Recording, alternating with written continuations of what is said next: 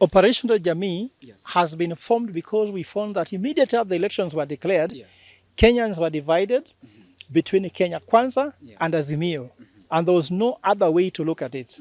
So Linda Jamii was formed as a Solomonic movement, which means we are not Kenya Kwanza, we are not Azimio, but we are Solomonic. So anybody who is in the side of the Constitution is in the side of us. Anybody who is in the side of the Constitution, we defend them. Anybody who is outside the Constitution, we fight them, but we don't fight them physically. We fight them using wisdom, which is through the courts, and also through the information, civic education we give to people. But it's not just about making noise. We're also coming with the programs about social and economic transformation. We are coming out the issues, for example, when we want to take covenants in all 47 counties, that we will never solve our problems by means of violence, and that there is an active non-violence that is more sustainable, that is more powerful. Because only the cowards use force. When you see anybody using force, they know they are a coward. So all the policemen who shot Kenyans, they shot Kenyans because they were coward of them. But the Kenyans who died, though, without having beaten the policemen, they used non-violence approach, but they died with courage. But we want to stop that death. We want to stop the destruction of property, because the third liberation cannot be liberated using force and power. It will be only solved using a Solomonic approach of active non-violence and bringing peace and tranquility, especially in Kisumu. Because no community has gotten bullets in their stomach or their head or in their legs more than Luos. It is not a coincidence that more Luos have been shot more than any other community. This must be by design. And the issue is that Luos have historical injustices, while other tribes have got entitlement that is only them that must be at the power. So anytime the Luo community tries to ascend to power, they must be brought down by a gun. They must be brought by tear gas and using a police force, police brutality. Now, and I want to assure you that the petition we have brought to court is watertight. Any judge, even the lowest qualified judge, will see a lot of sense in this case, because the evidence is all over the place. But also we are structured in a way that if the Kenyan judiciary is receiving any interference either from the state and they throw away the case or don't give Kenyans justice, ICC also will file the case.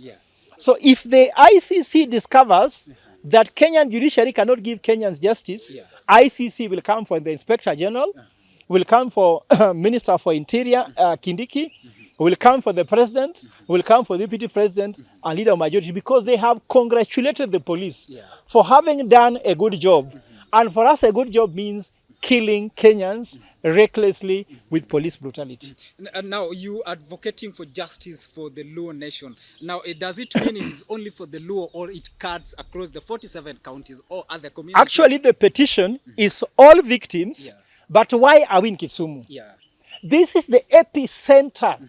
It is the hotbed of police brutality. It is where many people have died. Remember in Nyalenda, someone removed 2 boys belonging to one mother and shot them in cold blood, and they died.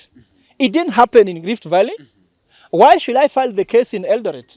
And no one was shot in Eldoret like that. It was in Kisumu. At the same time, we have been earmarked. Anytime they talk about Mandamano, you see police vehicles and military descending in Kisumu. You can see Kisumu Road full of policemen coming for our blood. And the Luo blood has bled more than any other blood. And I said justice inflicted on any one individual is justice to all. So by helping the Luos, we are helping all Kenyans.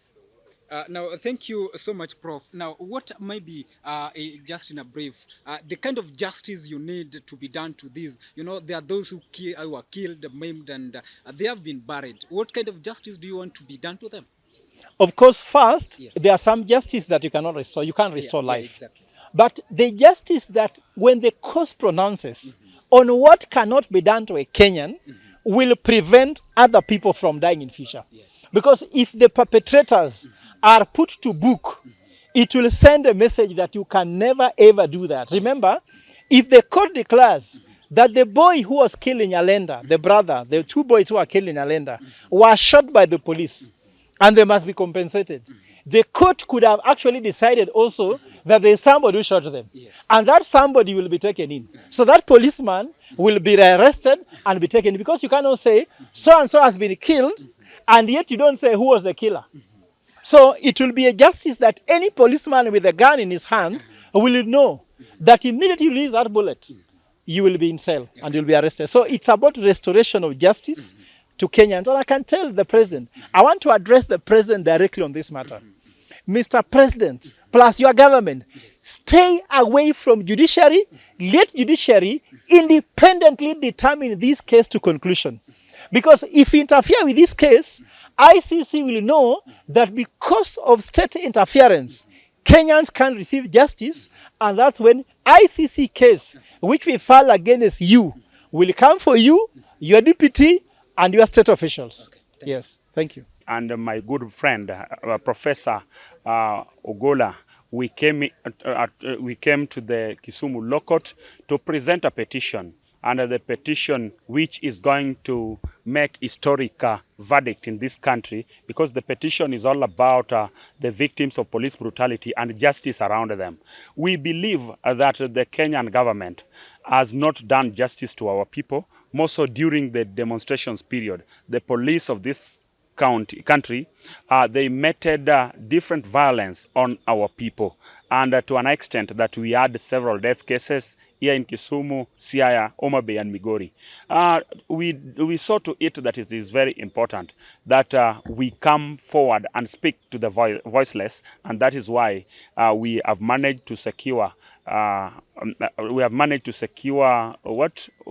to register, and the case is now on, and very soon we are glad that we'll be invited to start the full petition. I want to encourage my brother, Professor OGOLA, to continue on fighting very boldly. He's done a lot of petitions. He petitioned the Kenyan cases at the ICC. He's done several petitions at the Milimani Law Court.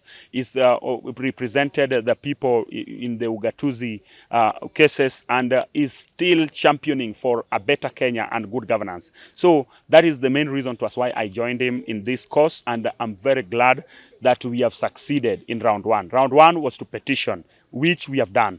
We have also asked our police officers to always make sure that whenever we are in the public, they exercise the constitutional right.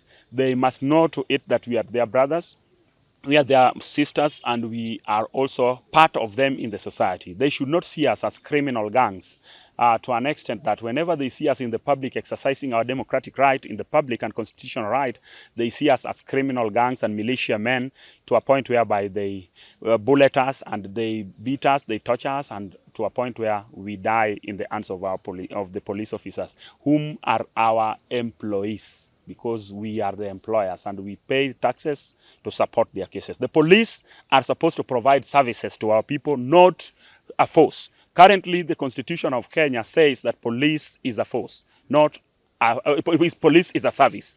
They are service providers, not force providers. That is the current Kenyan Constitution that was promulgated in the 2010 Constitution. If this petition that you've filed does not succeed, or maybe they go a bit around the bush with it, what action are you going to take next? We know that we have a watertight case. We are going to present a very strong evidence before the court of the law. It is, it is always a burden of proof from the petitioner.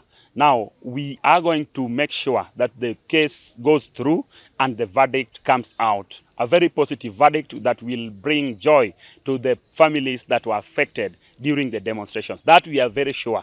We cannot tell you that we are going to lose. If at all we were going to lose, then we would not have filed the case. Ours, we have full belief and hope that eventually the judges that sits at the bench will now look at it, because in the petition there are a lot of things that we have talked about there conclusively, that we know that eventually things will come very positive and our people will get justice. Remember, justice delayed is justice denied. Yeah. And so we must have it at the end of it all. Thank you.